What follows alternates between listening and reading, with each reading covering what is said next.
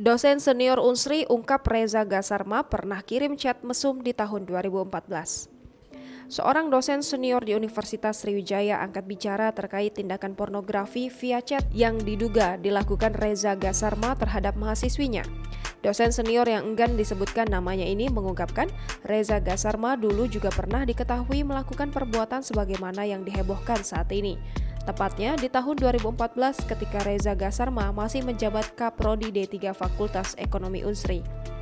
Pernyataan tersebut telah disampaikan sang dosen senior saat memberi keterangan di hadapan penyidik Polda Sumsel beberapa hari lalu. Dia menuturkan kejadian di tahun 2014 lalu diketahuinya setelah mendapat informasi perihal ulah nakal dari juniornya itu.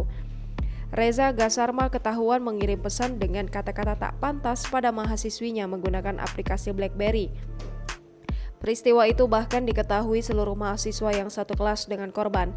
Lalu, sang dosen senior meminta Reza Gasarma segera menyelesaikan persoalan yang terjadi. Dia menegaskan Reza Gasarma harus meminta maaf kepada korban yang mendapat kiriman pesan tak pantas. Langkah itu dilakukan untuk meredam permasalahan tersebut. Menurut dosen senior itu, petinggi kampus di masa ini seharusnya juga bisa mengambil langkah cepat sebagaimana yang pernah dia lakukan sebelumnya, sehingga persoalan yang terjadi tidak sampai melebar kemana-mana.